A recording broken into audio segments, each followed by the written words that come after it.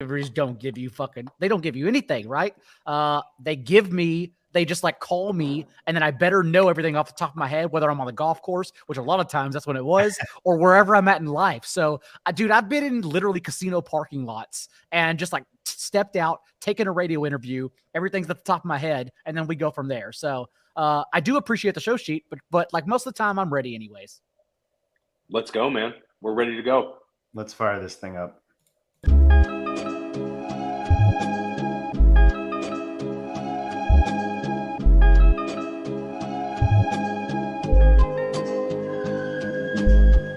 GOAT District, you know the Pope listens. Dynasty, our religion, for the blokes missing. On all of these trades, on all of these plays, on all of these grades. By the end of the day, y'all getting played. So, what you gonna do next? Try to fill up that flex? Send the homie a text? That trash offer's the best? You try to make it complex, then they text you back. Now all of a sudden, they don't make any sense.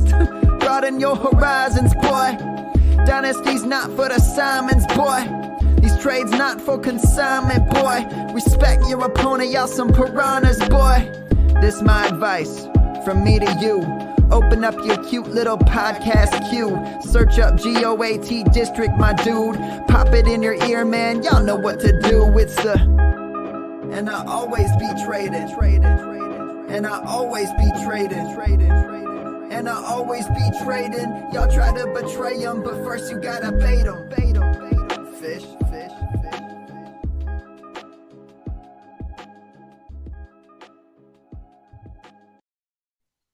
What is up, Fantasyland? I'm JD. I'm here with my boys, Theo and Andrew. We are GOAT District. Welcome back. If you're back, welcome new. If you're new, smash the like, smash the subscribe. Guys, we're fresh off of 2 monster shows. Nelson Sousa gave us $140. And then we had the huge Millie Billy episode with all the monsters, all the sharks, the high-stakes sharps doing a live FFPC football, guys. Go check out the Hardway guys. Tonight, we have another monster show. It's the three-peat. Theo, this is for sure one of our favorite guests. I know we say this often, but this man to come back 3 times says a lot. We appreciate his time. Let's roll out the red carpet and walk him in properly. Yeah, so we have John Daigle from 4 for 4 back in the GOAT District for a 3rd time. The last time John was on, Andrew, JD, and John and I were galaxy braining some FFPC playoff winners. We had a blast doing it last time. Now we have so much going on during the summer with all these underdog tournaments, getting ready for redraft. We're excited to have John back in the district tonight, and welcome, John. Thanks for coming on. And I never toot my own horn. Enough people in social media like tout their wins. I never do that. If people trust me, they trust me. They trust that I have skin in the game no matter what I tell people. And you can tell, like in DFS and betting, in FFPC leagues, if I'm winning, you're winning, because I literally stand by everything I do. But I will say, remember, I was on that show and we did call together Mike Evans over Rob Gronkowski as the lower rostered individual, because even though his poor splits, we admitted this at the time too, against man coverage, we thought, given that AB, Godwin, and Fournette were all going to be out, they were just going to hammer Evans' targets. And we saw 16 and 10 targets against Darius Slay and Jalen Ramsey in the postseason. So we definitely got that one right. 100%. And this year, we're going to put a team together that's going to take it down. You can write it down in ink. We're going to come back and get John back for that one. But that was a lot of fun. That was absolutely a lot of fun. Right now, you're doing some awesome work over at 4 for 4. Thank you. You're dropping podcasts on Mondays and Thursdays, correct?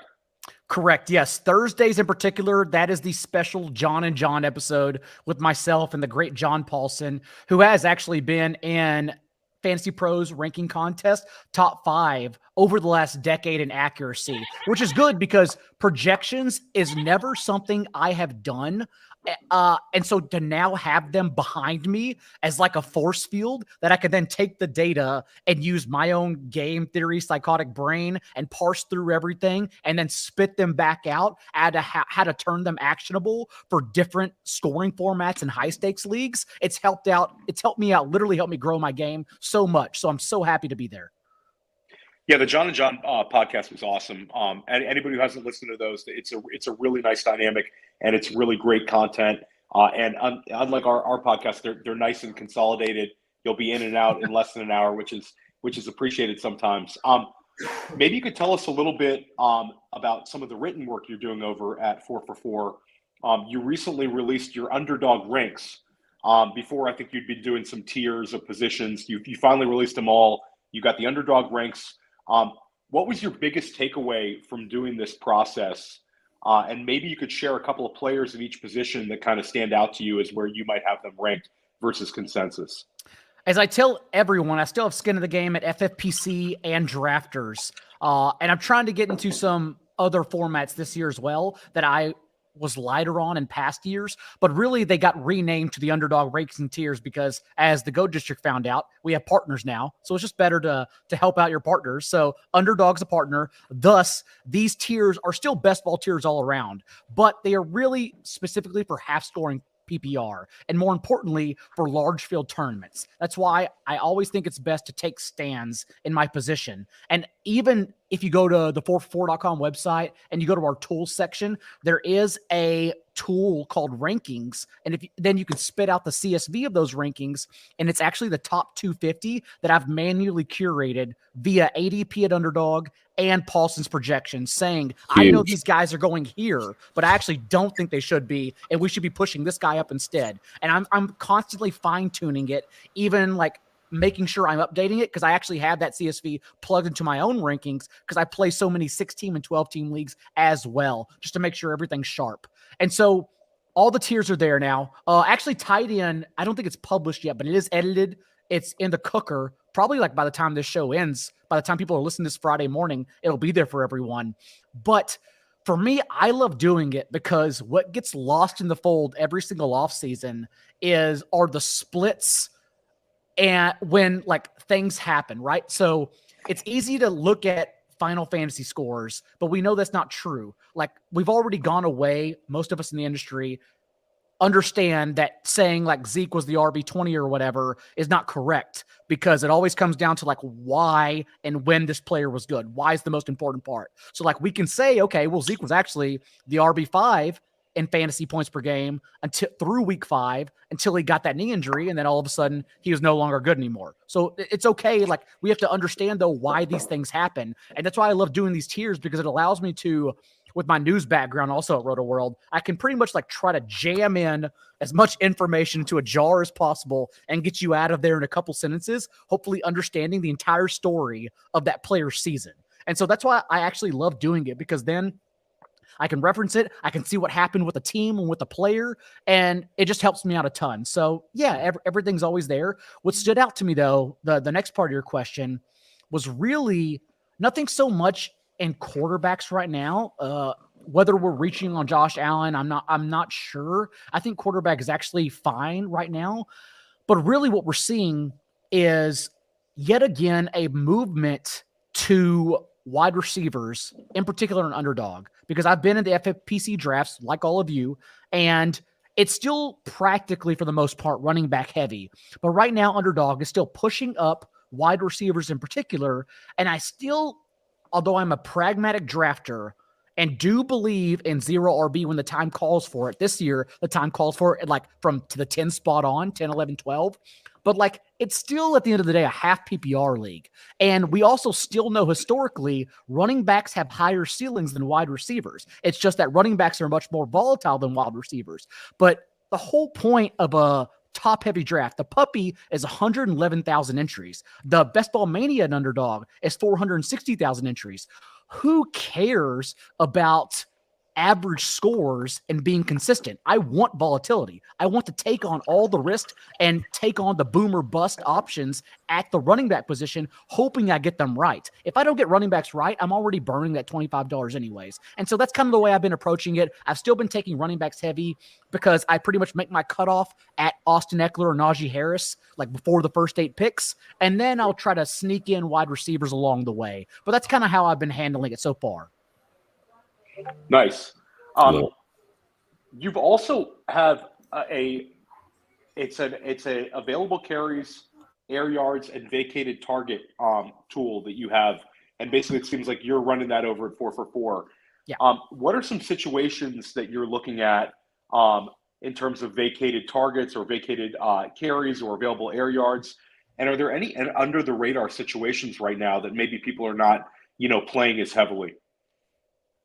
So what makes those trackers fun, and obviously for those that don't know, available targets are targets missing from last season's production, thus telling us this team has this many running back, wide receiver, tight end targets missing from last year. So the opportunity is there for the players that they may have picked up through the draft or free agency. But also, and here's the fun part, I have added context, which is clearly needed in these columns before.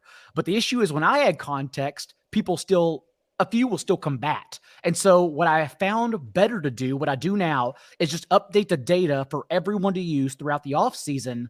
And then I get out of the way. It's like I've compared it to dropping a steak between 12 lions and letting them battle it out. Like, here is your steak. This is the data you want. And now you figure it out. It's very obvious to look at like the Ravens having the most available carries and vacated carries missing from last season because they cut all 4 dusty running backs. Although I still do think Tyson Williams is good, and not just because I made a poor pick in a 0 RB draft with you last year, Theo. You were drafting across the room from me on the main event Friday morning, but I still had like 6th round Tyson Williams, I think, 8th round Leonard Fournette, but 6th round Williams, and it turns out that didn't matter at all.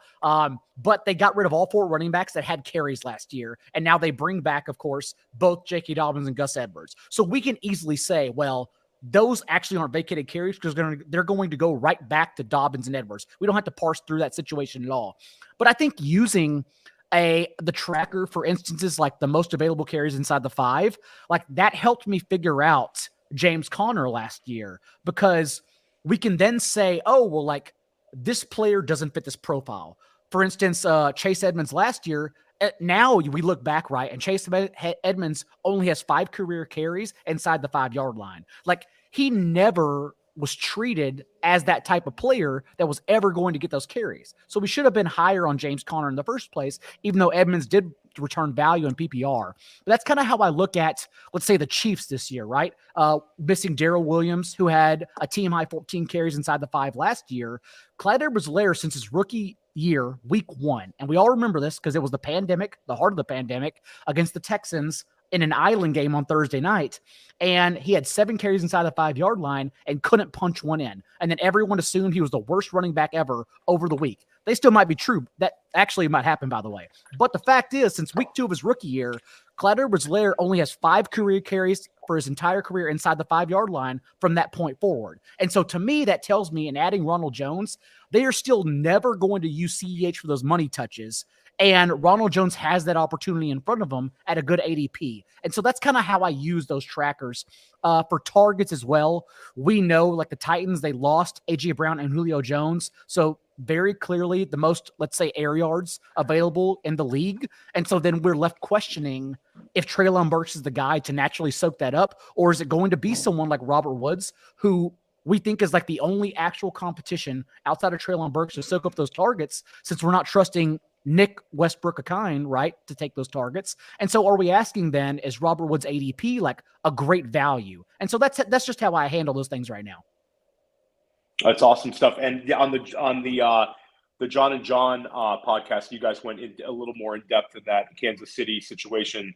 It was great. It was great stuff. Anybody who wants to hear a little bit more about the Ronald Jones CEH talk can go back and listen to that one. I love it. I want to actually go back to your rankings a bit, because I was checking. You got a question there too, JD. Once you're done, yeah, I agree. Yeah. Oh God, I'm gonna get torn apart. Okay. Yeah. No, not at all. I actually liked. I'll start with something I really liked. I liked Lamar at QB2 big time. Maybe talk to me about that. I know you actually approach it from the running game approach in that offense. How do you get Lamar in your 2 spot at the QB? Well, just think about how much had to happen for the Ravens to give Lamar Jackson 32.5 pass attempts per game, which are 5 more than he ever had in any season in his career. They had to have their offensive line fall apart, their running back room fall apart, and their defense fall apart. And that's what led them to have so many negative game scripts. And through week 9, Lamar Jackson, Marquise Brown, we're definitely going to talk about him later. Don't worry. Like, they were just fine. This offense was cruising because we got jailbreak Lamar that we saw in the postseason against the Titans. Like, it may be inefficient. When you give Lamar freaking Jackson 50 attempts, he's going to be okay. 32.5 attempt Lamar Jackson, still averaging 11 carries per game. He's going to be okay. I don't care about efficiency whenever he's getting that kind of touches. But overall, everything had to fall apart. And I don't think that happens again this year.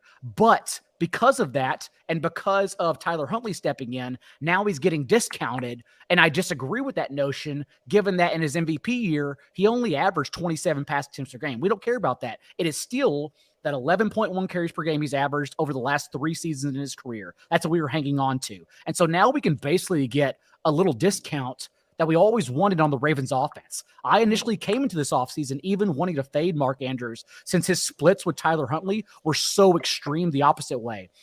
They were bizarro Marquise Brown, and that Brown was so much better with Lamar Jackson, the wide receiver 6 in particular in fantasy through week 9 until Lamar Jackson got injured. But overall, the rooms are now giving us a discount, in particular for Justin Herbert and Patrick Mahomes. Everyone, I do love Justin Herbert, but everyone's really high on him. And, outside of just being an amazing player, I'm not sure why for fantasy, given that he doesn't really provide the rushing floor that Murray and Lamar do in particular. So that's why I'm high on Lamar. And I mean, we were just talking about, I'm sorry. 3, right? So, no, I was just going to say you have Herbert at 3, so it's not like you got him at 9. Right. Or anything, yeah. We were just talking about this with Andrew and Dan and JD. We were all just talking about how the Chargers are at their max value. Like, if you want to draft any single Charger right now, they're all expensive. There's no values for Chargers besides Gerald Everett. Everybody is just kind of at the very top of where you would think they would go. It's just an interesting situation. But I love the Lamar call as well. Maybe not Everett. He might be the only guy that's not.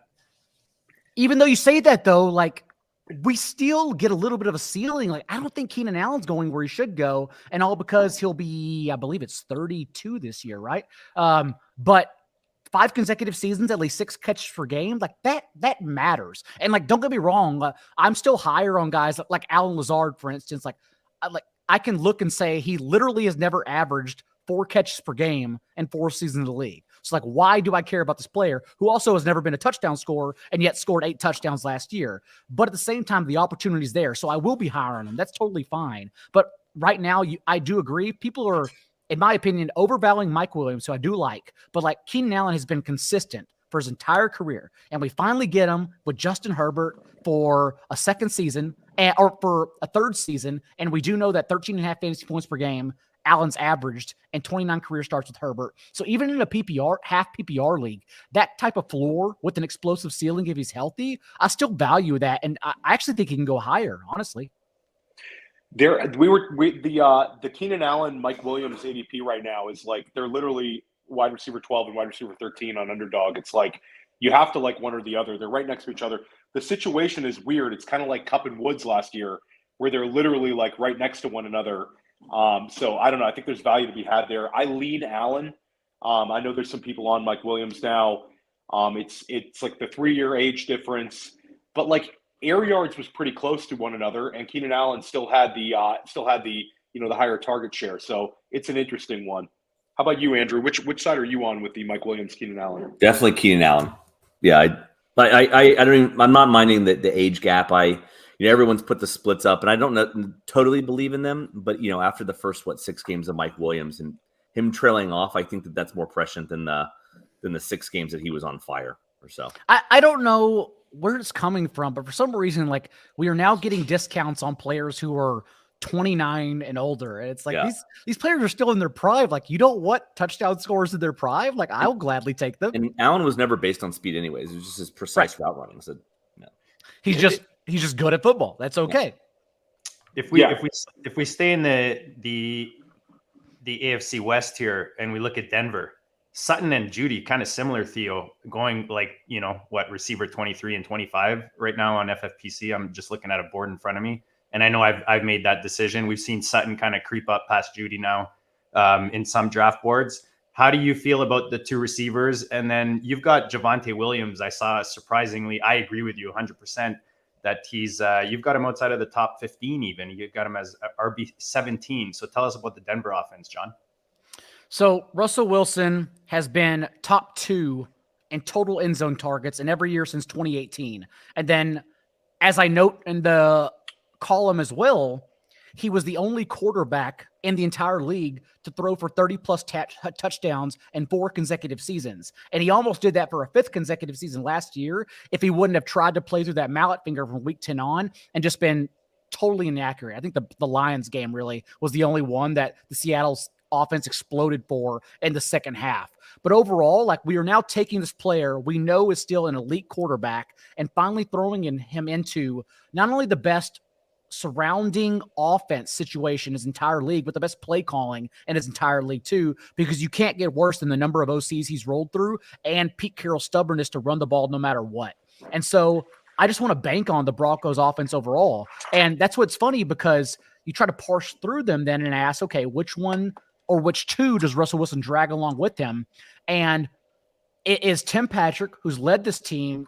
It's shocking. He's led this team in receiving touchdowns in back-to-back years with 5 and 6 touchdowns. That's not even a lot, but he led the team.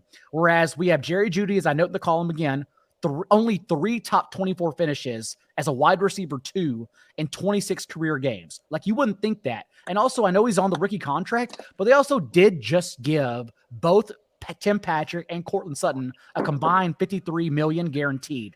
And then also Sutton, who I've been high on for the past 2 months. I've always been higher on Sutton than Jeudy. And now their ADPs are like out of control where it's kind of hard to get either of them.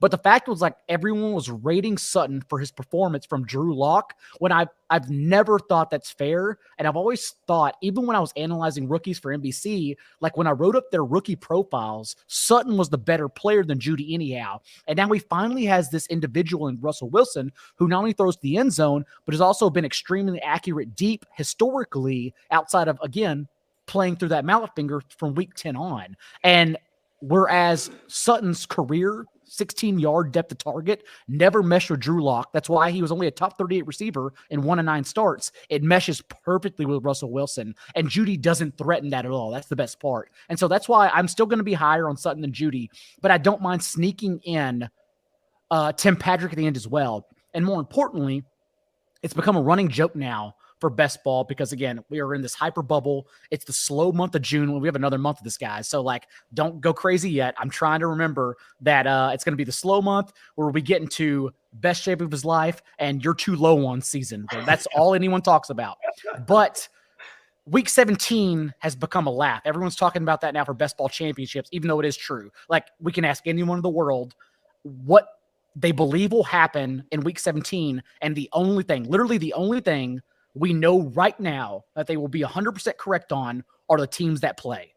Barring like some crazy circumstance, but even in a pandemic, the NFL didn't move games. They didn't change teams. They may have postponed them for a couple days, but those teams played each other. And that's why week 17 is so important, to put yourself in position. If you happen to get lucky to get there, why not put yourself in a plus EV position to then win in that situation? But why I love the Broncos, because if you look at their 3 best ball playoff games, it is the Cardinals, the Rams, and the Chiefs. All of those are up-tempo situations. And not only that, I don't only like sneaking in the week 17 stacks that everyone's doing with the Broncos and Chiefs. Like, if we're taking on the Broncos, let's take it all in. Let's benefit from all of this. So also draft Cardinals with your Broncos and draft Rams with your Broncos. Don't just stack week 17, stack weeks 15, 16, and 17, knowing that these are all up-tempo games. And so I've been making sure with my Bronco stacks, I grab one-offs, not even stacking one-offs as a run back for the Cardinals, Rams, and Chiefs as well. It's the first thing I asked you guys. Yeah, about the 3 weeks versus the last week. It doesn't Sutton have that Cooper Kupp feel? He's coming off of the ACL and the MCL tears in 2020. He came back last year, and now he's getting a new quarterback. I could see him being a wide receiver 1 at the end of 2022. Yeah, agreed. Andrew, you had a couple questions. No, I know we're talking best ball, but this conversation gave me a pit in my stomach. I had to look it up. I know I traded Sutton plus something for Rashad Bateman in the Hardaway Dynasty. And when the trade happened, I loved it. And as the offseason has progressed, I have liked it a little bit less and less, but I also forgot what the plus was. I love Sutton. I've done, not a 180. I had always liked him. I thought that was a good opportunity. So I'm good to see he's in an upward trajectory. And again, I just checked here, and luckily the plus was Logan Thomas. So I still feel good about the Sutton Logan Thomas for Bateman. But regardless, I mean, I think it just tells you, like, at first I thought it was a slam dunk, and I think that Sutton's been creeping his way back up the dynasty and best ball exposure rankings here. John, question for you again, going rankings and maybe more high level here, and some of the guys you want people to be drafting. How often, or are you consciously making a decision? I'm going to use Zeke, and I don't know if you use Zeke as an example, but let's just use him. Let's say that you would have otherwise had him as like an RB15. Let's just say, for example, but you don't want people to be drafting him. You want people to have different structures. You say you play, put your money where your mouth is, put your money where your rankings are. Will you purposely drop Zeke farther in your rankings, or any player farther in your rankings than you really would otherwise have had them, just to prove a point of not having that particular player on either your team or your audience's teams?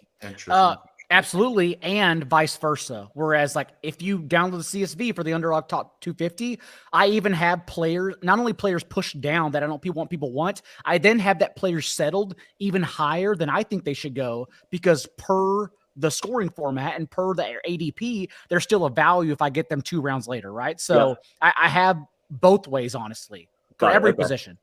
Sending people up and down just to take stands on players, just to make sure that if people are following your rankings, you're getting them the right exposures that you'd want to have for your own teams. Absolutely. And there are some, I haven't adjusted since I put it out last week. I'm going to probably try to adjust it once a week at the end of the week. I'm actually probably going to do that Friday afternoon, maybe even tonight. And there are a couple things I want to do. Like, we are definitely at 4-4 projections higher on Brandon Cooks.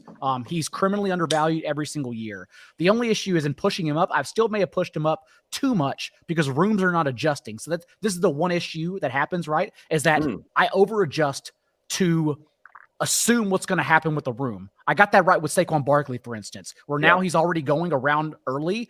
Last week when I did that, I had Barkley around earlier than his ADP, thinking we need to be ahead of this. That's what's happening with Lamar Jackson now as well. He's my QB2. I have him a few spots ahead of Justin Herbert, and like only 5 or 6 spots ahead it's ADP. But right now it's still early enough to where you can jump on him without thinking you're actually reaching for him. And so I need to make that adjustment with Brandon Cooks because the room is not moving anyways. And that makes sense because, again, we're always infatuated with the younger guys. And honestly, like, I'm infatuated with the younger guys. I love what Rashad Bateman, Marquise Brown, Darnell Mooney can become this year, knowing they could reach 130, 140 targets and lead their team with like 28% plus target shares. And so that's something I'm willing to bet on too, perhaps over Brandon Cooks. So I'm going to bump him back a little bit. And that's just one example of many.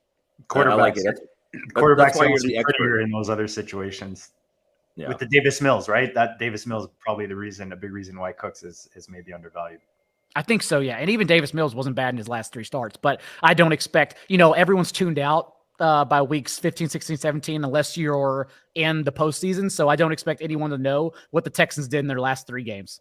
But week 17, Texans, Jacksonville. Come on, guys. Those correlations. I was on, this is when I was still a nomad. I'm now settled in Chicago. I was on the road somewhere, and I went for a early run because I didn't have a show that week because it was week 17. And I was on a trail, and I remember like looking down because I had Davis Mills stacks in DFS because I'm a sicko like that. And remember, in the first half, 200 yards, 2 touchdowns. And the second half, a hurricane hit Jacksonville out of nowhere that I was not aware of. And Davis Mills, I think, only passed for like 30 yards in the second half. I'm still not sure where that came from, but I was not ready for that one. You mentioned Brandon Cooks, and it's interesting you mentioned Darnell Mooney, but that's another situation where on the underdog, you're looking at wide receiver 29, wide receiver 30. Do you think there's a value between one of those 2 guys? They're both very intriguing, and like you mentioned, are they both guys you want exposure to, both of them, or is there one you much prefer? It's Mooney, or who else are you asking about? Mooney and Cooks are right next to one another on underdog right now. Well, Mooney is already shown, and I believe, man, I was going to say he's in the better environment, but is he in the better environment? They're both in like capped offenses, and we're expecting them to get like you said, like 25 to maybe 30% target share. I mean, if you want to galaxy brain it, I think Moody was like 25% last year. Cooks was like 27%. So they're right in that wheelhouse of a massive target share, but they're capped by their offenses. Are they two guys that you want exposure to, or you think you could, if you had to pick one? Oh, I definitely have exposure to them. And I still believe the ADP value, even though I have them ranked higher, the ADP value is still Brandon Cooks. But I do love Darnell Mooney, and I like Justin Fields stacks because, like, knowing how poor that team is going to be, they're only favored in 2 games all year. Their over under it's somehow 6.5. It should honestly be 4.5. I think Vegas got that one completely wrong, just because everything from their trenches to their defense is awful. And so even despite that, though, Justin Fields was a QB1 and 4 of his last 5 starts, mostly because he averaged 7.5 carries per game, and they weren't schemed runs either. Over 75% of them were actual scrambles. He showed he could use his legs. But more importantly, for a bad team like that, we know they can't support 2 receivers. That's why I'm having a hard time parse the Jets, because you have to rely on Zach Wilson developing, and I'm not sure if it does happen, how quickly it happens. And I think only one of them can really get there. We forget that Corey Davis out-targeted Elijah Moore when Corey Davis was healthy in those available games. That's why, although Elijah Moore clearly is a better player and has a higher ceiling than Corey Davis, like, does he get there at his ADP? I genuinely don't know. And if you told me to guess, I don't think so. And so that's what makes Darnell Mooney so easy, though, to bet on, is that it's not Byron Pringle. It's not Tajay Sharp. Like, it's going to be Darnell Mooney and maybe Cole Kmet, even though I have questions about Cole Kmet's profile as well. So I think that's what makes them easier. But if you told me to rely on one and I'm taking both, it still cooks for me, honestly. Hold on, Daigle. I'm in see a play mode. What was the over under wins total I should bet? Yeah, Bears are 6.5, I believe, and they should be matched with the Texans at 4.5. So it's under the Bears, under for sure. Love it. See a play. Thanks for that. I think they gave the Lions. Maybe the Lions have increased, but the Lions opened up as 4.5 as well, and everyone bet the over. It just doesn't make sense because the Lions genuinely have better personnel immediately, better depth as well, which is so much more important in the NFL than the Bears do. It's a number that doesn't make any sense at all. The Lions can win that division. They can win that division. I mean, if you I still think it's going to be hard enough. I still think it's going to be the Vikings. The Packers have the best player in Aaron Rodgers, but I think the Vikings have the best overall team and finally the offense to push it against the Packers, and especially because I think their play calling may take a month or 2 to get together, but if they can hang around and then it all clicks. We're even seeing reports from OTAs that Adam Thielen and Kirk Cousins are constantly like going over flashcards in their hotel rooms because they're not used to the terminology. Like the difference between Kevin O'Connell, who comes from Sean McVay, and Mike Zimmer, who doesn't even know how to defend a Sean McVay offense. He's never seen it in his life. It's just going to be spectacularly different. But that's also why Justin Jefferson is set up to be this year's Cooper Kupp.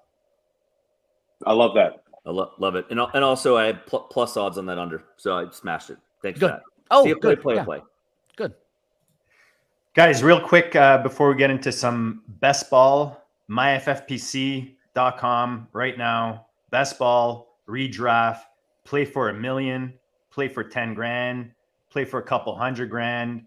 Just make some money that your wife will approve of your fantasy football game when you bring home that pot.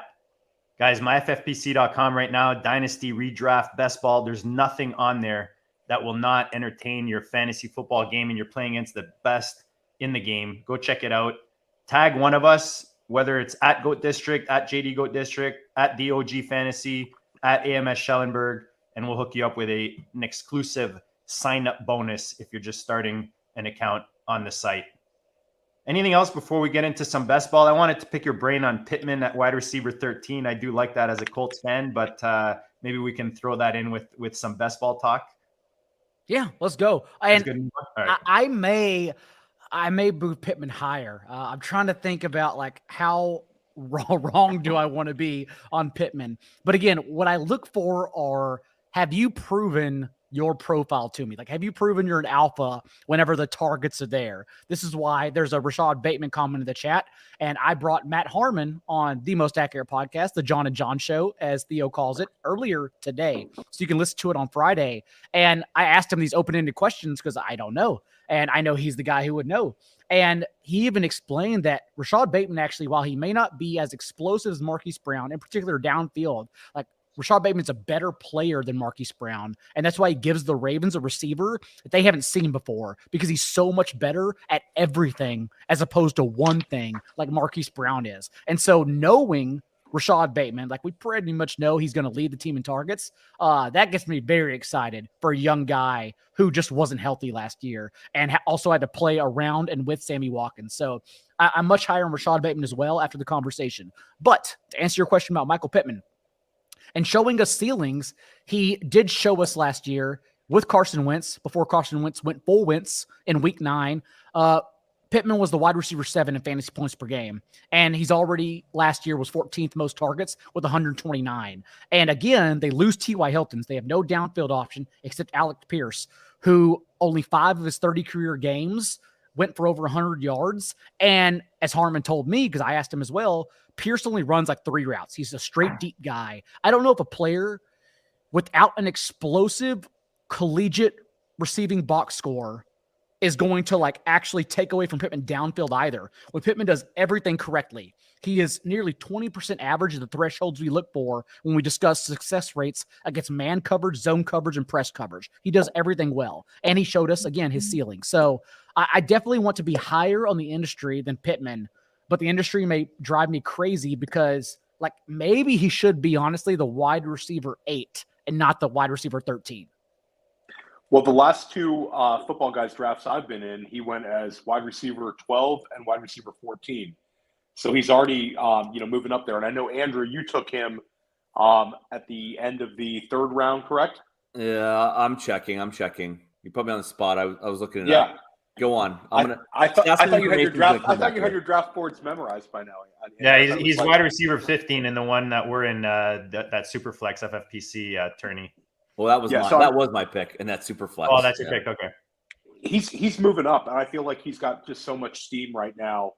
But it makes some sense because he can win at different levels, and he's got an improved quarterback play. You've heard the Colts staff say that they don't want to run quite as much. They talked up, Nyheim Hines. It seems like they want to be slightly more balanced, and I think that Pittman has the profile. And I like, from a dynasty perspective, how he really improved from, his rookie year where he was injured. He missed some games, and then he went from 40 receptions to he was close to 90 last year. So you're seeing a progression in his game, and he's interesting. It's interesting. And big picture beyond Pittman, think about it. Like if you look at the advanced stats, Matt Ryan was already better in EPA than Carson Wentz last year. Matt Ryan also last year played behind an offensive line that allowed a league-high 40% pressure rate. The only offensive line in the entire league that allowed pressure on at least 40% of his dropbacks. And now he goes to the best offensive line of his entire career. Not only that, but one that was injured last year. So they're also much healthier and thus much better. And so it's genuinely just like the perfect mesh. We're getting... If he already showed us, Pittman, he can do that, and he's getting better quarterback play in a better offensive situation with even more targets, like he's going to see genuinely 30 or 40 more targets than A.J. Brown. Why aren't we treating him like that? Why am I treating him like that? I wrote the column. So that's why I probably will move him up even higher, honestly. Good job, Theo. Stats and Information says, in fact, I did take him at the 312. Thanks. I thanks, remember Theo. I'm able to, you can't ask me what I had for breakfast, 2 days ago. But if you ask me, about a draft board, I remember them pretty well. He was got like 48 draft boards on his screen, and he knows every single one by heart. I just took him in a 301 on Underdog, and that's because, again, that's a reach right now. But I'm guessing in a month or 2, it's not going to be a reach. And more importantly, how many people are we going to say even had the opportunity to play Jonathan Taylor with Michael Pittman? So it was a unique situation where I think I'm also ahead of the field on. And that's what kind of like where I like diversifying there. Shout out to Wheeler in the chat. Ryan is a substantial upgrade. And I think Wheeler was in your draft. He was. Yes, he was. That's he awesome. was at the back. Wheeler is everywhere. We love you, Kev.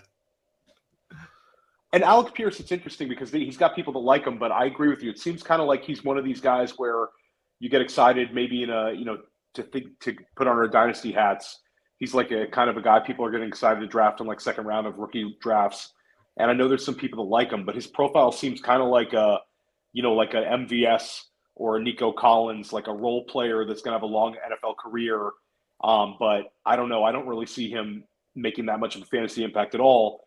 So then you look at it, it's going to be the Pittman show. So it's the Diami Brown effect, right? Like, we love explosive downfield receivers. Alec Pierce averaged a 17-yard career depth to target, and like, he also he deadlifts 640 pounds in college, and like, that's why he jumped through the roof at the combine. He had one of the highest verticals of the entire class. But also, like, the issue with the Diami Browns of the world is that you better see volume. Otherwise, especially as a rookie, your 3 targets downfield per game don't matter, because they're the hardest balls to catch. They're at best 50-50, right? A deep ball, because they're contested catches. And so if you are not seeing volume with those deep targets, then we are overvaluing them. And that's why, like, we just got to hope he sees 5 or 7 targets per game. And I don't think he will. As much as I like him, I still take him as like an 18th round pick all the time, because I do like his profile. But overall, if I don't get any value on him, it wouldn't shock me. Yeah, it's almost like net positive that was who they took. Like, there was, rumors that the Colts were connected to, maybe bringing in another wide receiver this offseason, whether it was in the draft or through free agency, and it kind of almost ignored that position besides Pierce. And they had Jelani Woods, which maybe helps the offense as a whole. So it could be like a pie gets larger situation for Pittman as well. I like that call a lot.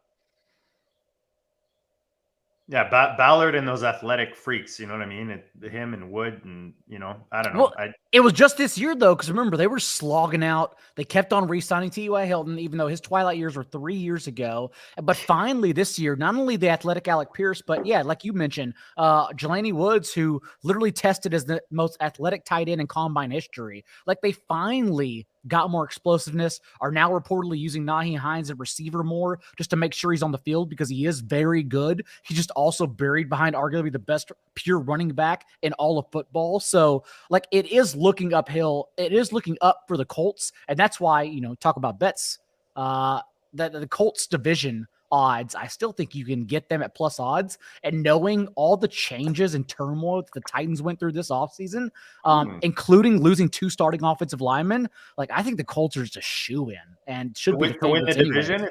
It's to win the division tonight. Oh, okay. I'm gonna check that out. Yeah. When I looked last, it was plus 105, so barely plus money. Kev's asking if Ryan and Julio are gonna reunite. This is something I struggle with this immensely, because I think Julio's been checked out mentally for 2 years. I think he's pretty happy in life. Maybe even longer. He hasn't been good at football, and that's okay. He's lived a very successful life and career. And so when people argue, and I'm open-ended about this. Like, if someone has a disagreement, it's okay.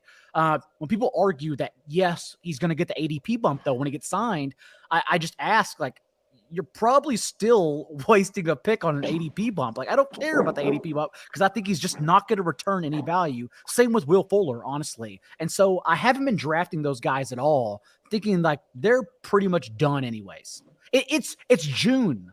Every team has had a chance to sign them, and nobody wants them. I like drafting those guys in like a redraft football guys type league, which will have a first waiver wire run.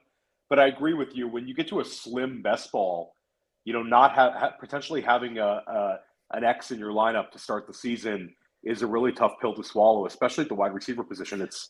You're going to really appreciate, like you mentioned, Alec Pierce, taking Alec Pierce in like the 18th round, or a dart throw wide receiver like a Velus Jones over a guy who might not play a single game seems like the positive move. This is something the great Justin Herzig like hammered into my brain. He said it once and it stuck with me forever when I brought him on a show one time, is that like I used to cite 18th rounders as just 18 rounders. It doesn't matter. And in redraft, it is true. We're going to cut them all. Doesn't matter at all. But in best ball, it absolutely matters. You need a player who's going to play, because every freaking pick on your best ball team matters at some point, or they better matter at some point. Otherwise, your team probably doesn't matter. And so when I see guys like, for instance, if you told me like the flag plant a last round individual, unfortunately, right now it's Kendrick Bourne, because not only is, in my opinion, is he the best wide receiver on the Patriots, he also had 4 top 10 games last year, which were more than every other Patriots wide receiver combined last season. Devontae Parker also, we are still sucked into this roller coaster of his career. when he only got extended for 8 games from Ryan Fitzpatrick whenever Preston Williams got injured. Preston Williams, his rookie year, actually led Devontae Parker in targets through week 9, then went down with an ACL injury, and then Parker exploded. And we haven't seen him explode in any other game since. So it's still wild to me that like we overvalue Parker. He's a floor player, especially in FFPC for PPR leagues. We want those 7.5 targets per game that he's averaged in back-to-back seasons. But like, to treat him as like a true number one whenever like Kendrick Bourne is still there at the 18th round, I'll still take that all the time. And good recency bias. Didn't he score 2 touchdowns in his playoff game? He did. Yeah. The blowout playoff game, the murder in New England, as I call it. Yeah. I don't know, man. I'm smashing Snoop Connor in that last round of FFPC. All right, let's talk stacks, man. Hashtag always be stacking. We love talking stacks on here.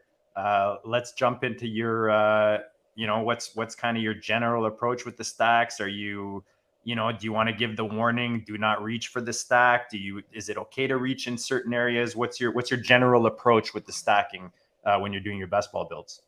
It's genuinely like that Zach Galifianakis GIF whenever you see him reading all the numbers down the escalator, whenever it comes back to me, because like I understand in a live draft to have 30 seconds. This is why I only do slow drafts, by the way. I love slow drafts because then I just check into apps like every X amount of hours, and then I make all my picks, like 25 picks in a row right then and there. But like you have to turn on the headlights and ask, okay, week 17 stacks, how does this work? Playoff stacks, how does this work? Is this the wide receiver 4 in ADP? Because that's actually proven to be more accurate.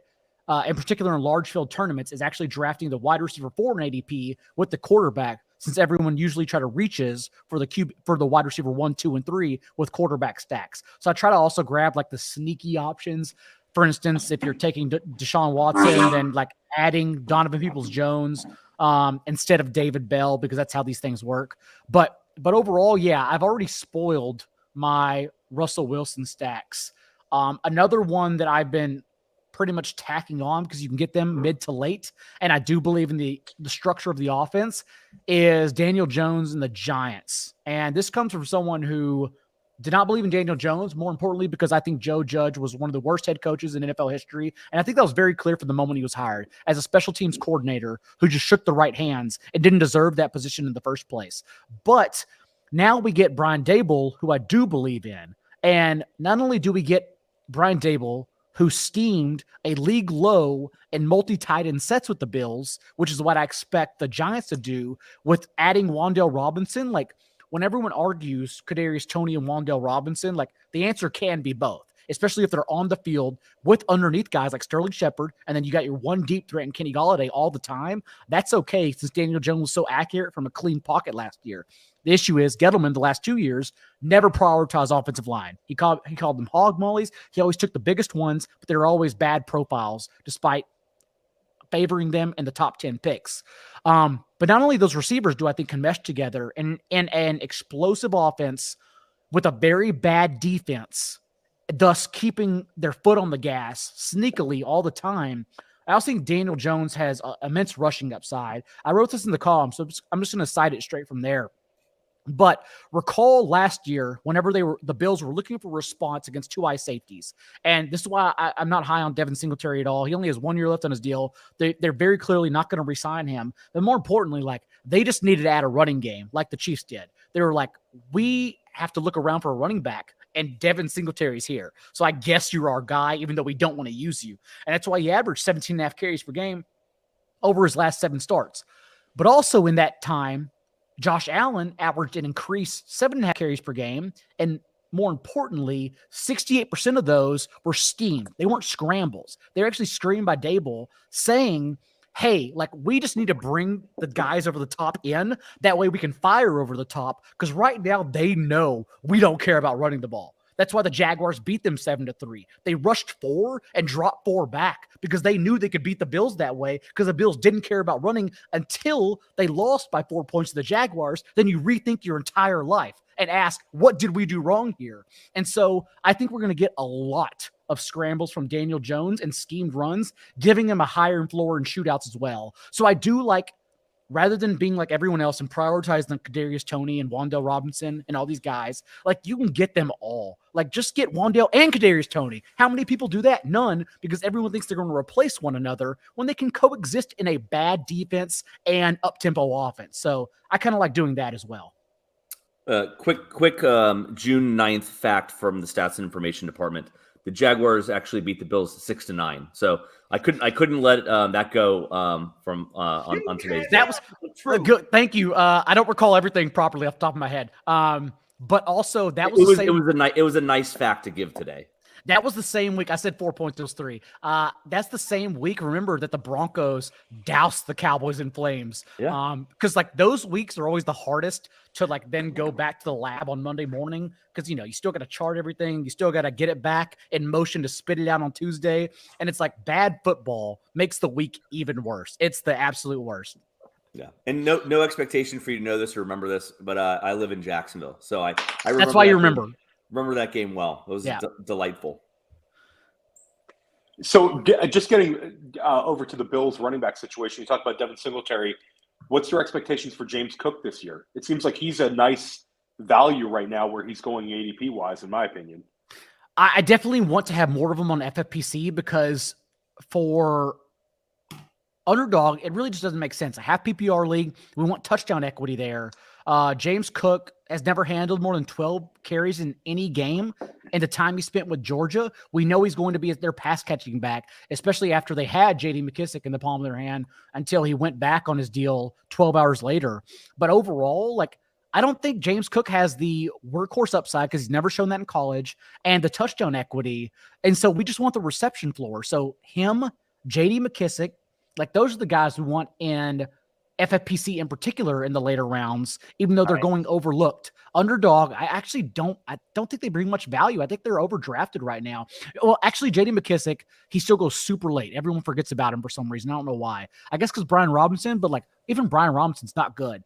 If you look through the Rolodex of Alabama running backs who didn't average over 5 yards per carry, like you got to go a long way to get to Brian Robinson. The last time was Terry Grant in 2007. Like you just don't come from Alabama and not get over 5 yards per carry because they're a factory. And yet he did not. And so like, I don't care about him so much as standalone value as I do him being a nuisance to Antonio Gibson. And that's the way I look at the situation. And so, like, while I do like McKissick on underdog because his value's so low, James Cook, on the other hand, he's going in the 9th round. It's a half PPR league. He's not going to get 15 touches a game. Why would I ever draft him there? So that's the way I view those two. Structure question.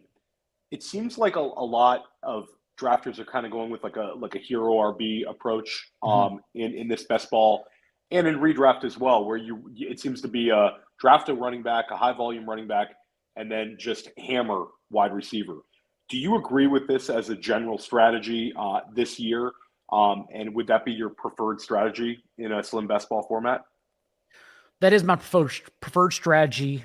And we know that because there were only so many takeaways and it's such a small sample, and this is why I like when Skywalker comes on the show with y'all and talks about like what he's done to make winning lineups in FFPC, because I'm more or less familiar with Underdog, and I listen to all his shows, so I know what he's done. That's a good sound for him, by the way.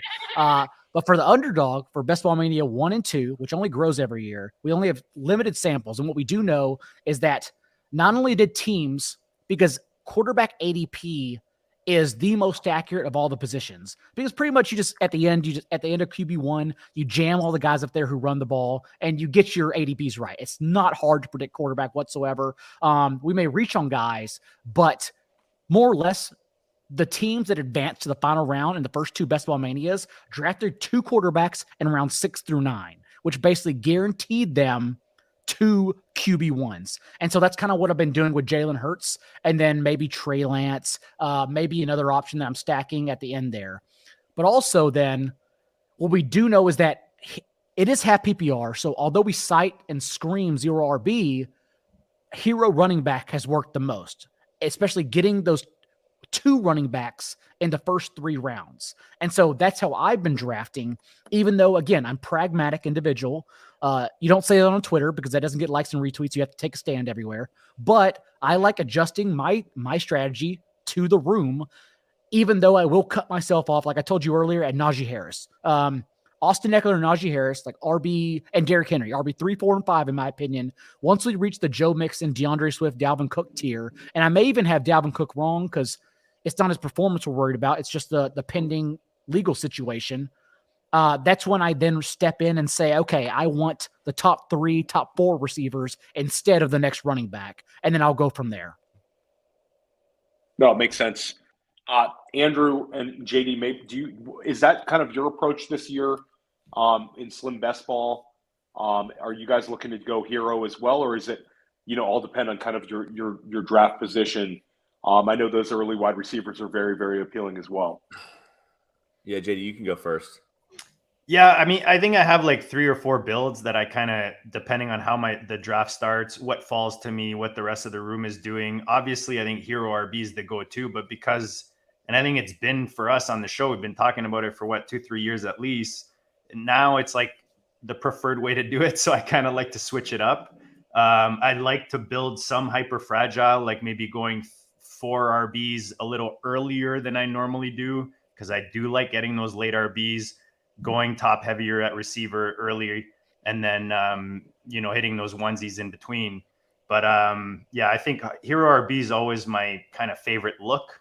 When I'm done the build, looking at the rosters, again, because you do pick up those RBs that can pop late, and those are the winners, man. The Elijah Mitchells, from last year, the James Robinsons from the year before. That's how you make that magic happen. Yeah, I think from what I've done and seen this year, I like at the end of drafts actually going the hero RB more. I do not like that 2-3 turn for wide receivers when you are at the early part of the draft. In the one spot, I know, same. Yeah. So I'd almost rather, and I don't know if I'm encroaching on another question, be more aggressive with like the Kupp, Jefferson, Chase early in the draft, and then maybe get like a falling Saquon or a whoever like late in the second, even though Saquon's kind of held steady a little bit. Like, do you mean after the 2 RBs, Andrew? Yeah. No, I would go. Well, I'll actually. Good. I was going to say this is actually a great segue because Andrew and I have discussed multiple times. We shared some teams. We split a main event. We split a ton of football guys before.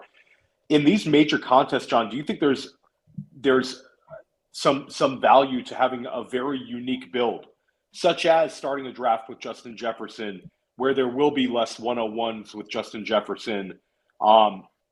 It's not necessarily the top lineup, but you get that unique lineup.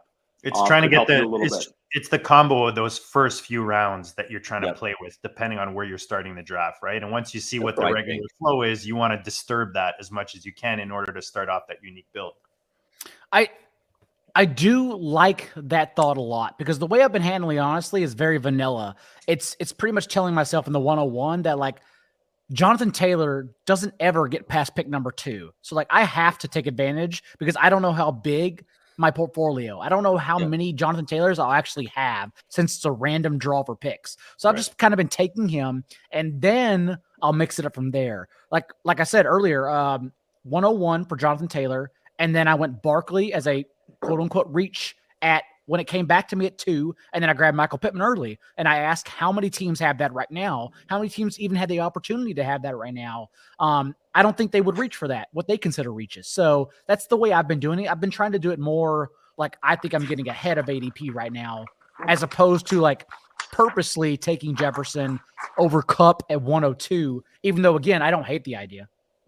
Yeah, it's interesting. It's when you talk about 460,000 entries, 111,000 entries versus like what we would do at the NFFC or the FFPC, where, Andrew, I'm not sure how many main event entries there are, but you're able to have a unique build might stand out a little bit more in that sense, where in the underdog, it's somebody else is going to do it kind of argument. 3,010.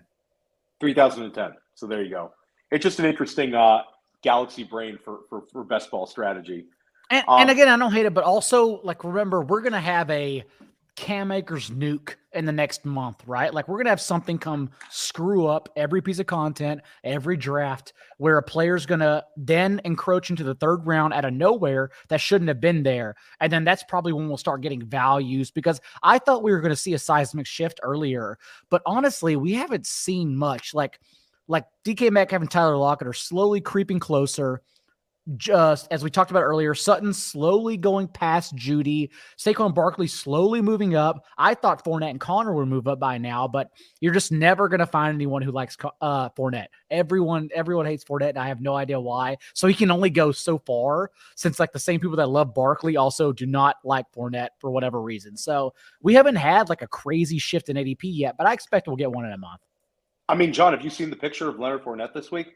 I know you have. I did see that. That's going to take him down. It's an ill-fitting shirt. At least I know I've been there before. It was a bad angle. It was ill-fitting. But, there was some strong I'm reactions. sorry, man. If you are a fucking professional athlete, get your ass in shape, man. I'm sorry. Like, get a shirt your body is everything. You know what I mean? I agree, but it is. I love me some LF, but get in fucking shape, man. It is June though. Like, it's June. They play themselves into shape. Kind of. A lot of the vets will come in and. It's June. I think it's overblown. He's doing the Shaq method. Yeah, it's June. It's 10 pounds. It's totally okay. It's fine. Yeah. What's your favorite spot to draft? Clothing. It was a white shirt and it was tight. That's all. Good, Theo. What's your favorite spot to draft from? I actually do like mixing it up at the end.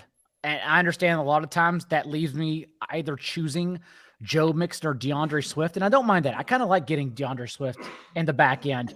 But I like tacking on wide receivers because we can still get sometimes like Devontae Adams, sometimes Tyreek Hill. Tyreek Hill, who I'm confused on. I still don't know if I'm right or wrong on him, if he should be lower. Because we know Tyreek Hill and Jalen Waddle probably both can't get there. That's kind of like DK Metcalf and Tyler Lockett. Probably both can't get there given their situation, but one of them will, and I'm not sure which one, honestly. And so I like just tacking on that situation. I also think we should be taking advantage of the Dalvin and Kamara news, knowing that we're probably going to be wrong on at least one of them, but also one of their ADPs is wrong, right? Like, we've seen this. How many times have we done this with like go for the last one I remember, I guess, would be Tyreek Hill suspension, and like the 5 to 7 round value we got on him once we realized he wasn't getting suspended at all. And so that's what happened. So knowing that we have to be right anyways, it's totally fine. Like Kamara and Cooks, their usage does not change. We're not worried about their performance, their usage, their production in fantasy. It's literally just comes down to a legal situation. So I actually don't mind taking advantage of their ADPs either right now at the back end, because that's when you can do it. Just a quick correction, guys, on the main event for FFPC. There are 3,010 spots left. It's 4,200 total. Stats and information, our intern, just on the ball. Good job, stats and information intern. Awesome. You mentioned Mixon. You mentioned DeAndre Swift. What would be your kind of a breakout running back for you this year? Are you into Travis Etienne at this point? I like Travis Etienne. I just don't know if the offense has the juice to get Travis Etienne there. He's the only player with that particular profile that can lead the team in receiving, and that's what we want, right? Again, as I wrote in the column, career at Clemson, 100 receptions, 1,155 yards, and 8 touchdowns receiving, not to mention leading every running back in receiving in 2020. So, like, we know he's ready to be plopped into the same slot role he was going to play last year in place of Laviska Shenault until he got injured. Then they had no choice but to put Laviska Shenault there until they got rid of him and said, Jamal Agnew, you're better at this. Just run 9 routes the entire time, and we'll throw you the ball every now and then. And so I don't mind Etienne, but if I had to pick one, I think the easiest one is Javonte Williams, and a lot has to happen. Since Melvin Gordon never played himself off the field last year. He was just fine. He wasn't as explosive as Javonte, but he was just fine. Even outscored Javonte in 8 of 16 games together and outtouched him. Only one, but outtouched him 14.5 to 13 touches in those games together. But if I had to pick one, I think it's Cam Akers, because we've already seen the breakout. We saw the breakout in the postseason in 2020 when he handled 82% of the team's touches. He comes back last year. Remember, He only fumbled once in his entire career at Florida State. He fumbled multiple times last year in a span of 4 games. That's not Cam Akers. That's also why he averaged 2.4 yards per carry, because he wasn't actually Cam Akers. He was brought back in the last week, activated, didn't play, but activated in week 18 just so he could withhold his pension in the NFL, because you have to be, I think it's double-digit years, I believe it is, active every season in order to actually qualify to get your pension. So they did him a favor. But then to run him out for an every touch back when he was bad at it, because he was not healthy and ready to do that only 6 months after his Achilles tear, even though it's an amazing story, like he wasn't ready for that. And so I'm just buying into 2020 Cam Akers and ignoring everything that happened last year. And so like, I think that's actually the breakout guy. What about you, Andrew? Are you back on Akers right now? It's hard to be at the price I have to get him right now. That's fair. ETN's moving up. Obviously, I know you alluded to that today, Theo. I think that where it would take to draft Cam Akers, that's just, and you know this about my draft strategy. I'm probably taking wide receivers in that range instead of Cam Akers. Unless you come over the top in our main events and our football guys, and you tell me we got to go Akers. But, I gotta beg you once. I gotta beg for the running back once in a while, Andrew. That's right. That's right. Yeah.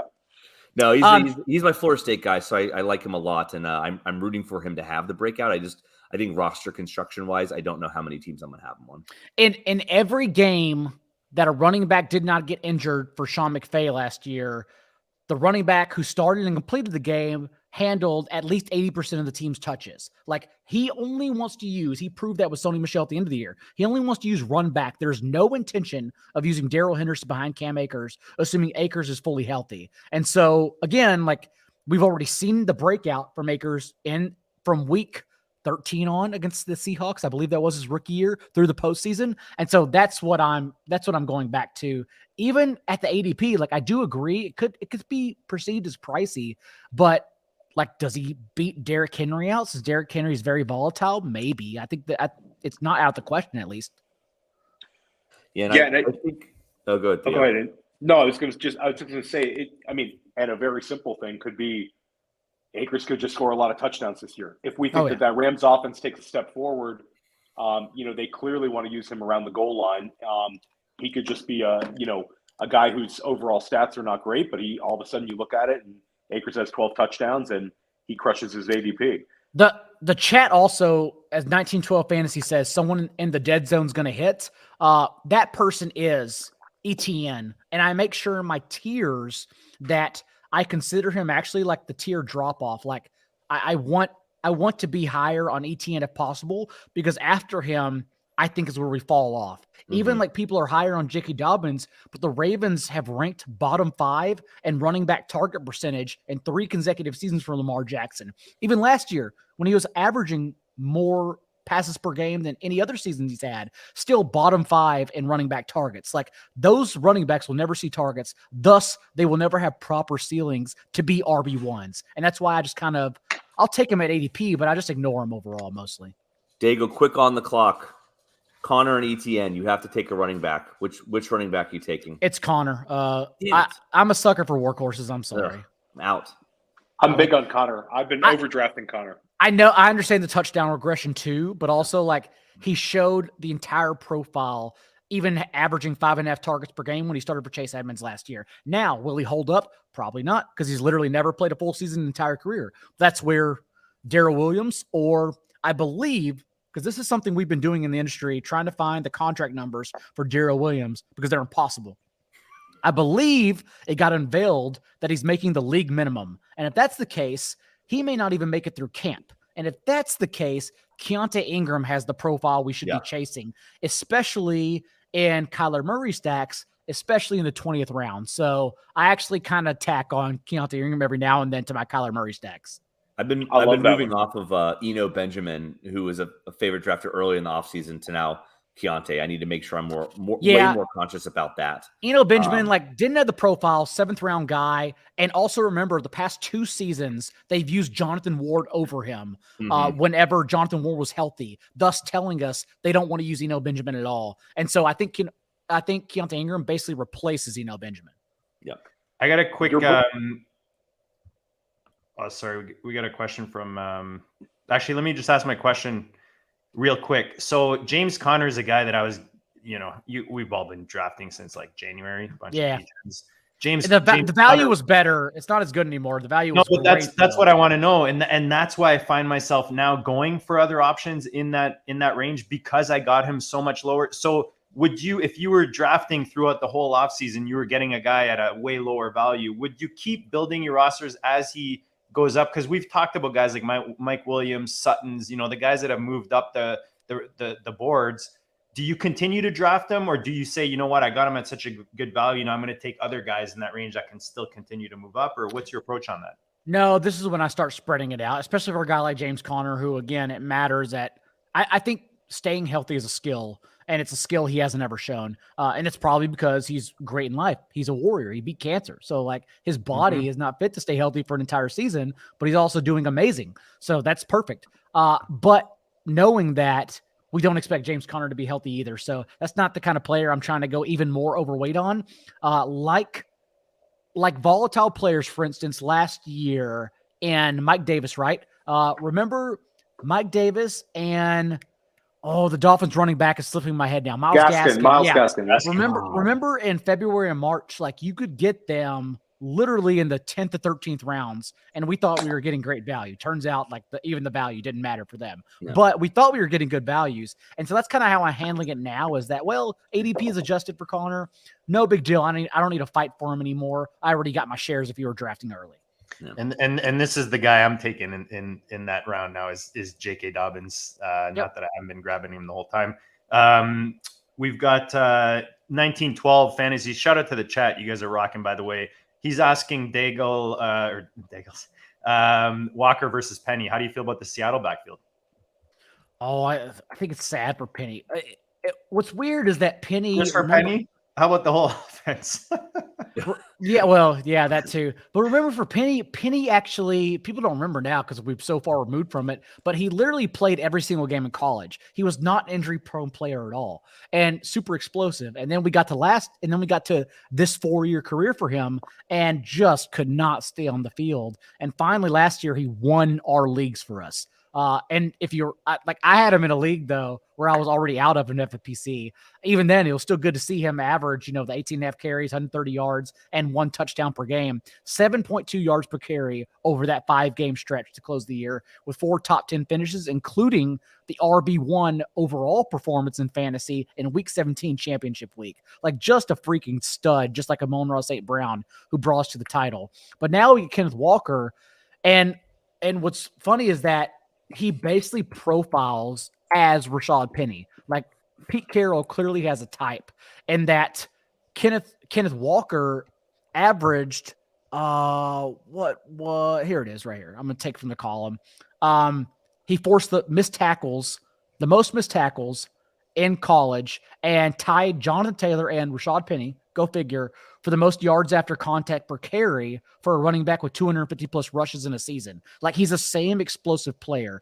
If you told me to pick one, it is very clearly Kenneth Walker, because he's also showed a receiving profile, a small one, but he had a good catch rate. Remember, this is the same thing we argued with Jonathan Taylor, thinking just because he didn't get targets didn't mean he can't earn targets or catch the ball. When it proved in his rookie year, Jonathan Taylor, that's actually like the best thing he did while he was trying to figure out when to hit the holes in the NFL.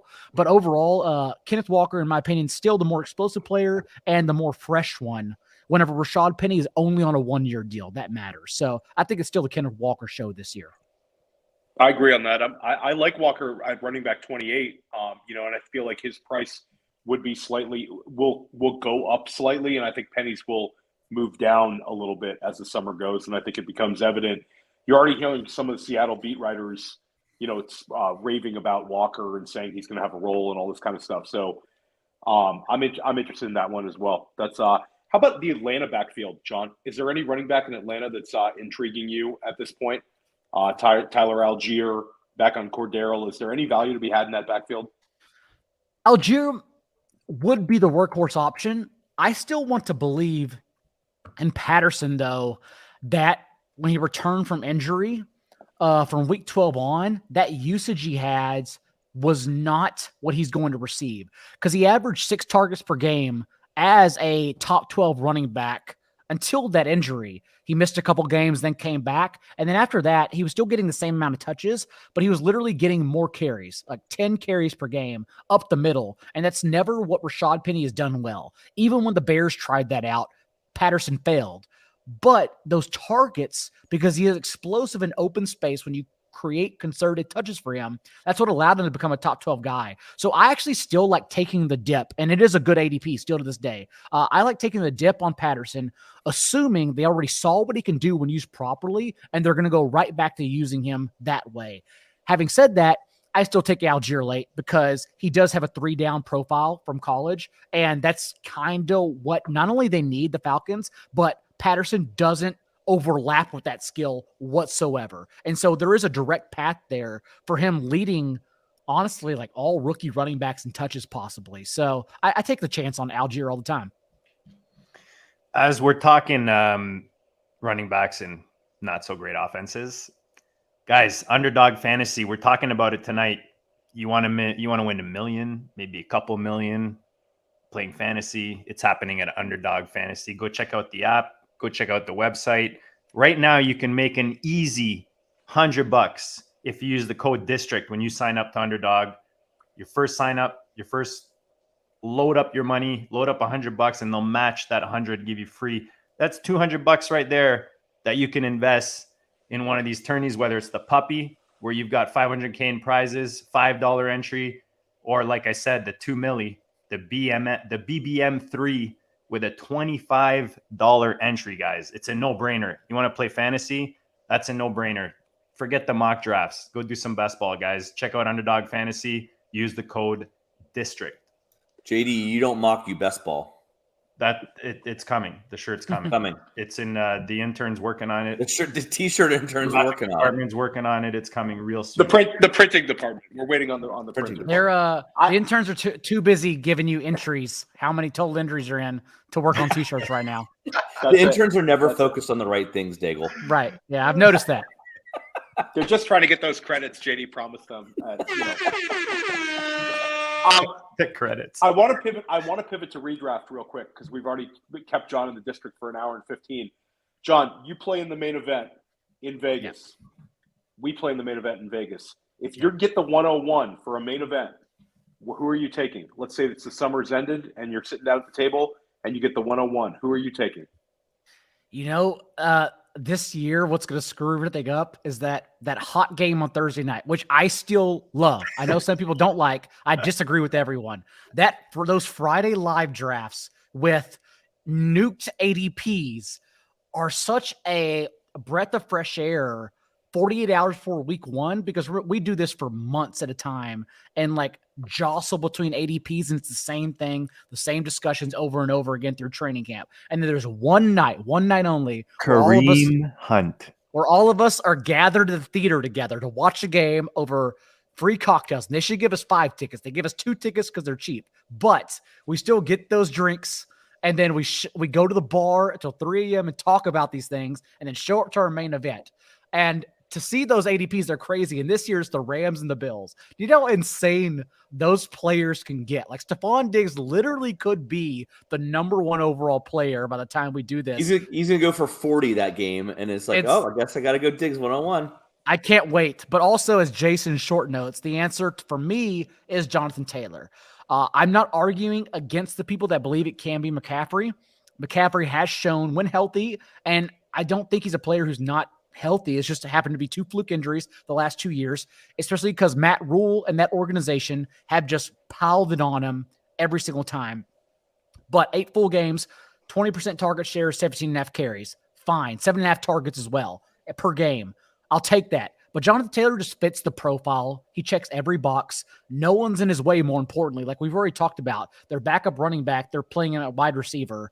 Jonathan Taylor ends you sometimes, like Tyler Lockett does from time to time, but on a more regular basis with multiple touchdowns in 8 of his last 22 games. He is that dude. And so I in a better situation with Matt Ryan and Carson Wentz, I still want all the Jonathan Taylor. Sorry, Theo. You talked about Brandon Cooks. Let's give 1912 another cue here because Houston backfield is interesting. You've got a rookie coming in. You've got Marlon Mack over there. Burkhead, I think, is somewhere back there smoking a cigar and teaching the kids how to get ready for camp. But how do you feel about this backfield? Are you shying away from it, or is there someone in there that you're liking in these drafts? I actually think Marlon Mack has the best ADP, sadly, out of all of them. Since he's the guy they signed purposely, and we're now 2 years removed from his Achilles injury. And remember, just 2 years ago, he did rush for over 1,000 yards and averaged 78 rushing yards per game. So he has proven he can perform well. But if you told me, like, who's the more explosive option, who's the more volatile option, you'll still risk it ADP.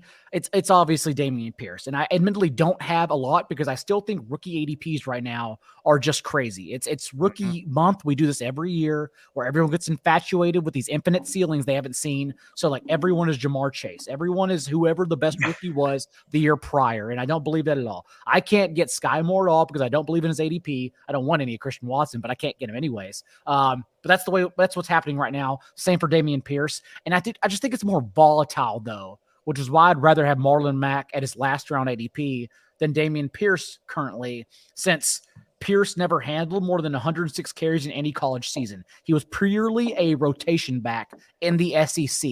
And although he was explosive, 5.9 yards per touch in his final 2 years when he played more and more, again, to never have the workhorse profile, that's why like Isaiah Spiller, for instance, showed up to the combine and did nothing right. He should have never, like, if we knew he was going to run basically a 4.8 40, he should have never showed up to begin with, especially at his size. But also in A&M, he was treated like a 3-down workhorse, and the NFL doesn't shy away from that. Najee Harris only had 15 carries of 25 plus runs at Alabama, and nobody knows that. No one cares in the NFL because like they're going to give this bigger back, that type of archetype, 3-down touches per game. And that's what Isaiah Spiller brings to the table if Austin Eckler moves out of the way, no matter how explosive he is. Whereas Dameon Pierce, much more volatile because he really doesn't have that profile, but he was explosive. So he can lead this backfield in touches, absolutely can. But I'm not as confident as ADP is right now.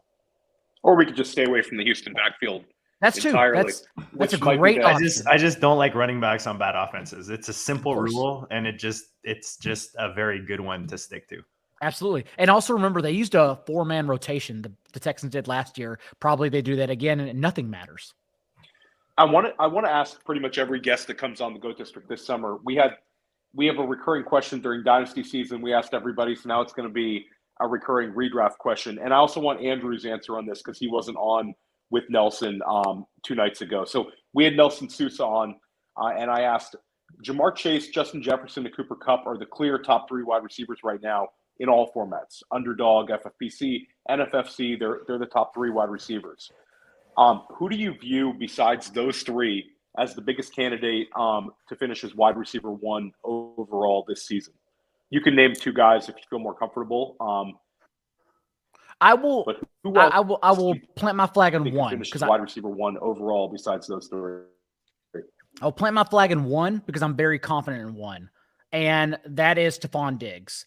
Nice. Let's go back 2 years, right? When I was wrong on him, when he was a 7th round pick in redraft leagues, and even though it was very high, and again, we make mistakes all the time. We try to adjust them year to year and try to get more accurate every year we're in this industry. And so I was high on Josh Allen 2 years ago when he had his first QB1 season, but I wasn't high on Stephon Diggs. That doesn't make any sense at all. I've adjusted since then.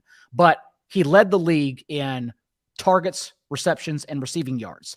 And then he was drafted in the mid-first last year in redraft leagues improperly with everyone like Cooper Kupp this year, thinking he was going to sustain even though Kupp was better. But everyone drafted in the mid-first thinking that kind of production sustains over time. It doesn't. But what we did see, despite the results not being there, despite Diggs finishing as the wide receiver 10 in fantasy points per game, we did see Diggs still average 9.7 targets per game, lead the league with 22 end zone targets, and his rate of targets, 20-plus yards downfield, increased from 9% in his record-breaking season to 17%. And yet, again, the results didn't follow. And now he's being double discounted, like behind Devontae Adams and behind even Deebo Samuel at times. So I'm all over Stephon Diggs and think he should be drafted. Like, if you're doing portfolio, you're doing a lot of these drafts, you absolutely should be mixing him up right behind Cooper Kupp because like he very easily could outscore Cooper Kupp this year. Love that. I like it. I'll just add for just the on the brand hashtag for the brand. T Higgins, I can see myself, or I can see a scenario where all of the volume just so happens to funnel to T Higgins for the touchdowns, and he trips into all the touchdowns of the targets, the yards, etc. that we all think is going to chase. And I think that they're both going to be great, but you can convince me that maybe Higgins ends up with more volatility on the touchdown end and ends up beating out Chase. So I think that he could be a little bit more of a dark horse there as a wide receiver, number 1 overall. Remember, T Higgins came back from injury in week 5, and since that time through this postseason, he's played 16 games with Jamar Chase, a full season. Well, old full season. And in those last 16 games together, Chase only has 6 more targets and 5 more catches. Yep. So like the production is there for T Higgins to emerge as like the 1A to Jamar Chase. Yep. I know Theo didn't want to hear mine, but mine would be after the top 3, CeeDee Lamb. No, I like it. That you guys didn't mention. He was narrow target trees that we talk about often. I feel like it's kind of nice that he didn't pop too much last year because it gives you an opportunity to maybe get him in a draft at a value.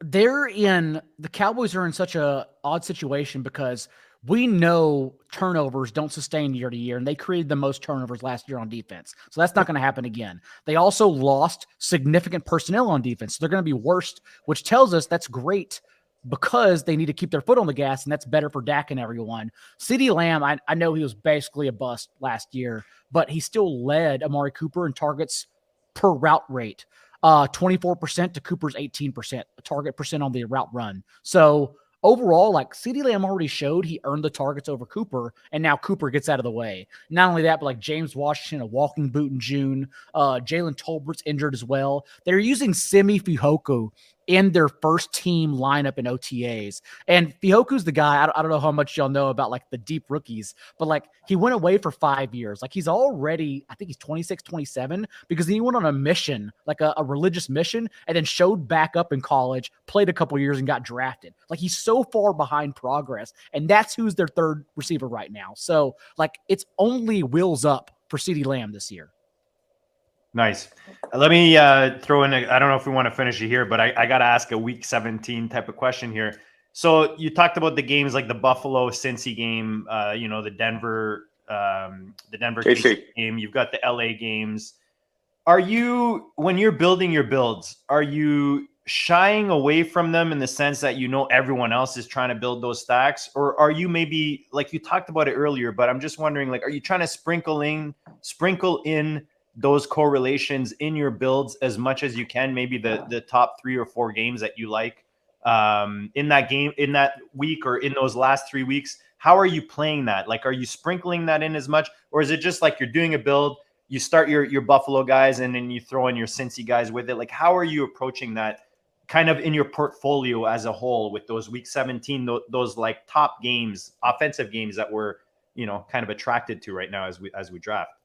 Honestly, it's not too complicated of an answer. I'm just keeping them as guidelines, not blueprints. Like I even star players after my first couple picks. I was like, okay, this is what happens in week 17. I'll keep these guys in the queue just to remember. Maybe I need to reach like half a round on these guys, and I don't mind that. But if they don't get there, that's fine. I still pretty much only prioritize to make sure over everything, double stacks in my quarterback. That's what I want, whether it be RB wide receiver, tight end wide receiver. I prefer to have that. That way I soak up off like an offensive blow up perhaps, rather than like a game blow up. I just want to make sure I get the offense. So I still think it's very important to have them. But again, if you happen to miss out on a couple guys here and there, in 20 round FFPC, it's easier because then you can reach for the wide receiver 4. Or if this team you expect to play multi-tight ends, maybe getting a guy late like a Harrison Bryant, who I think is actually a pretty good value. But yeah, that's kind of how I handle it. Again, I don't stick to it religiously, but I absolutely pay attention to it. Okay. Is there a particular player in the first round, we can extend it to the first 15 to 18 picks if you'd like, that you're just avoiding, that you think there's a player you don't want exposure to this year?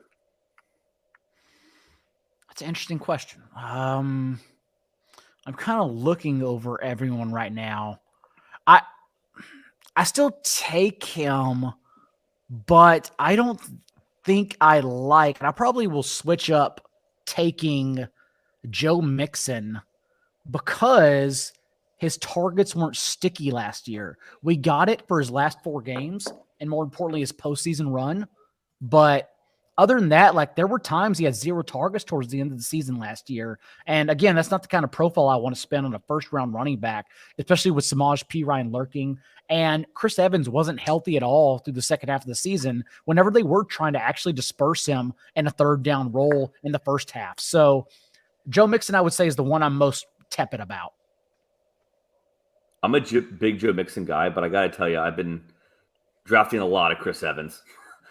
No Samaje Perine, all of the Chris Evans in the 19th, 20th round of the football guys and the best balls. It's going to be one of them. I still don't mind mixing it up, but I don't have a preference, honestly, because I've been drafting both as well. I like it.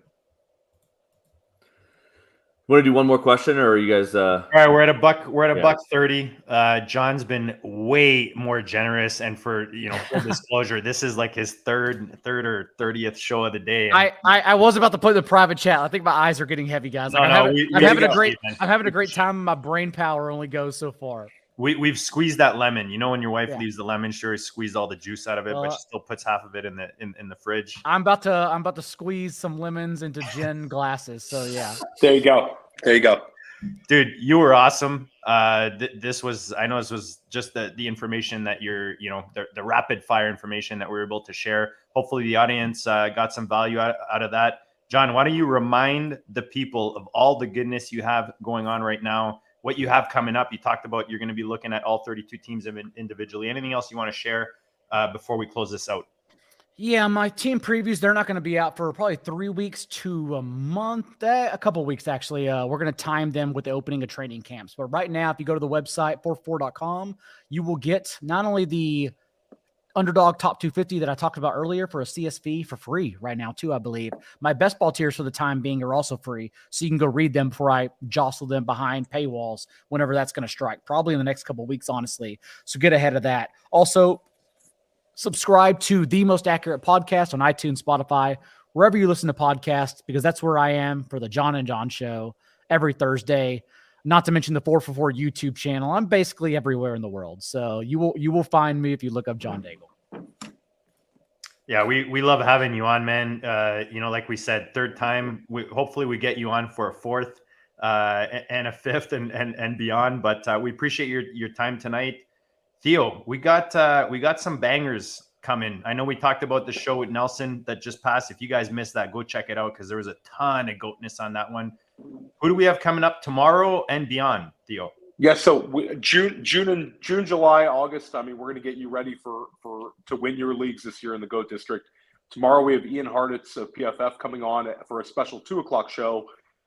Monday we have Jared Smola of Draft Sharks.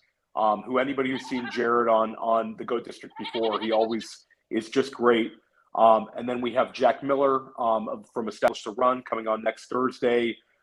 He's a repeat guest to the GOAT District as well. Jack we'll talk a lot of best ball. So if you enjoyed John tonight, you're going to definitely enjoy listening to Jack next week. And then we've lined up a lot of our high stakes NFFC, FFPC winners. They'll be coming back on the GOAT District end of June, July, August. We have a lot of people committed. So a lot of the shows you enjoyed from last summer, you'll get those as well this summer.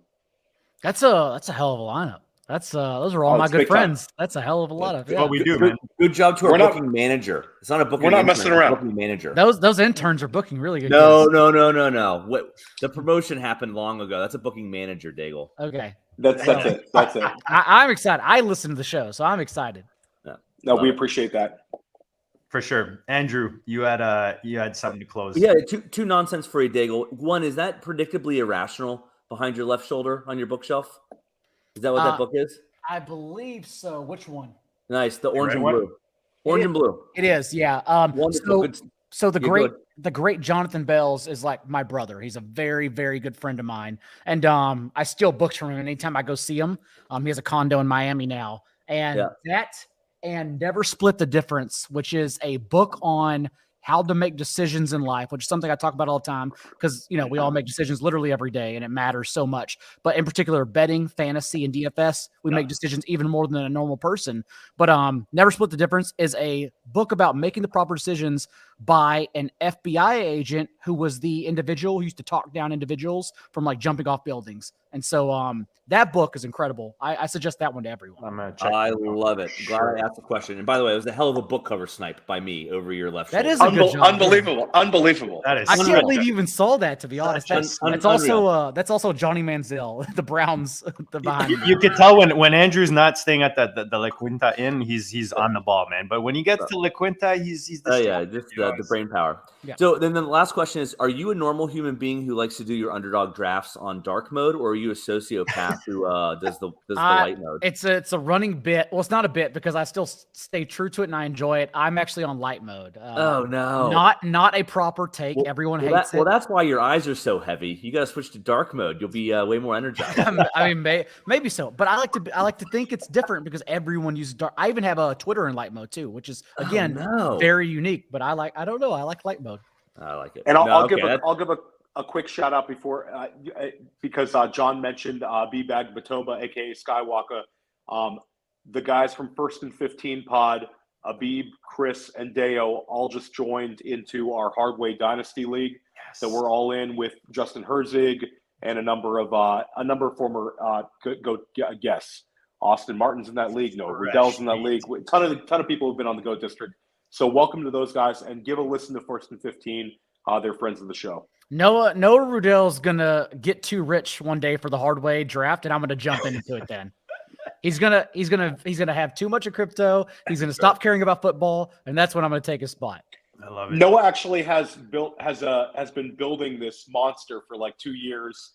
Not really a productive struggle, but kind of. And all of a sudden, his team is just loaded. So he might be printing money in the Hardway League for the next couple of years, at least competing for it. That or he's paying attention to it now that crypto's down a little bit. Yeah, 100%. I think Dan and I cashed in that one. No, last you did. We cashed in. Dan and I cashed in literally every dynasty that we share, which is impressive considering the leagues that we're in.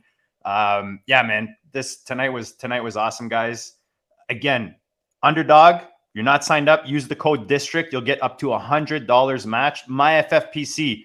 Tag Andrew, Theo, JD, myself, or at GOAT District. We'll hook you up with an exclusive sign-up bonus on the FFPC site. And guys, Viridian Global, man, all the GOAT gear you need, plus a shit ton of fantasy football gear for any pod that you like, any player you like. Go check it out, viridianglobal.com. If you're looking for the GOAT stuff, it's viridianglobal.com/collection/GOAT District. You guys have been awesome. Check us out on Spotify, YouTube, and all the goodness. We'll check you all later.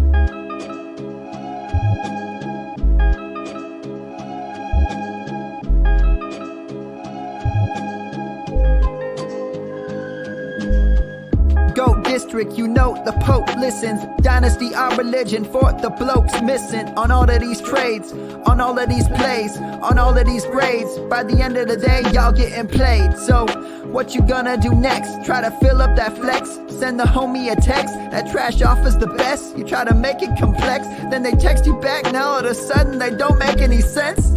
Broaden your horizons, boy. Dynasty's not for the Simons, boy. These trades not for consignment, boy. Respect your opponent, y'all some piranhas, boy. This my advice from me to you. Open up your cute little podcast queue. Search up GOAT District, my dude. Pop it in your ear, man. Y'all know what to do. It's the and I always be traded. And I always be traded. And I always be trading. Y'all try to betray them, but first you gotta bait them. Fish.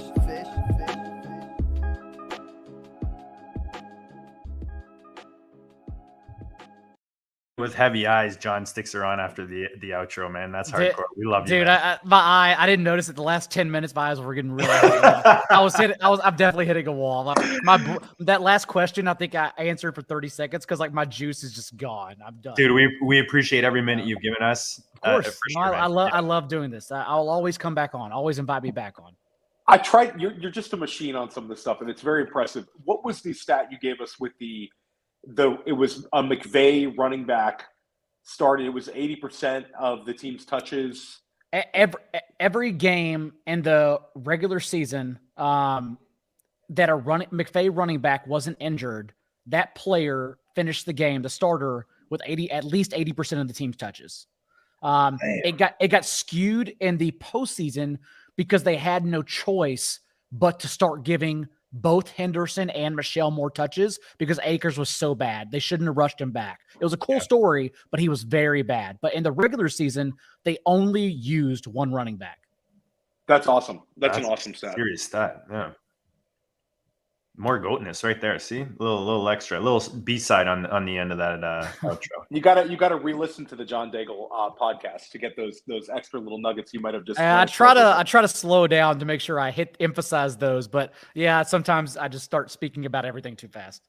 No, it was awesome. No, man, your energy's awesome. You and John Lobb win the energy awards for sure, man. John Daigle and John Lobb for sure bringing the energy always at the district, and it's always fun talking to you, man. Yeah, I know. I genuinely love doing this show. So definitely just have me back on again. And either way, we will all talk over the offseason. For sure. Hopefully let's talk sooner than Vegas. For sure. We'll try to get you on for ball. We should do an underdog live draft, do a ball-in episode. I'd love to. Get me one on the special shows for a live draft for sure. Awesome. Awesome. Awesome, Right. John. Appreciate it, man. Take care, John. Thanks, bud.